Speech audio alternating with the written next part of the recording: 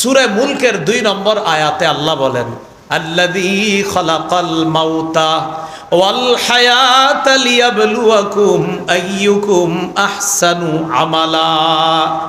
যিনি মৃত্যু জীবন সৃষ্টি করেছেন তোমাদেরকে পরীক্ষা করার জন্য, আইয়ুকুম আহসানু আমালা, তোমাদের মধ্যে কে অধিক উত্তম আমল করে, এই পরীক্ষা করার জন্য আল্লাহ জীবন মৃত্যু সৃষ্টি করেছেন। উত্তম আমলকারীর কি লাভ? সূরা কাহফের 30 নম্বর আয়াতে আল্লাহ বলেন, ইন্নাল্লাযীনা আমানু ওয়া আমিলুস সালিহাত ইন্না লা নুদিউ আজরা মান আহসানা আমালা। যে ব্যক্তি ঈমান আনে এবং নেক কাজ করে, আমি আল্লাহ ওয়াদা করলাম, লা নুদিউ আজরা মান আহসানা আমালা, যে উত্তম আমল করে আমি আল্লাহ তার প্রতিদান নষ্ট করব না বলে আমি আল্লাহ ওয়াদা করলাম।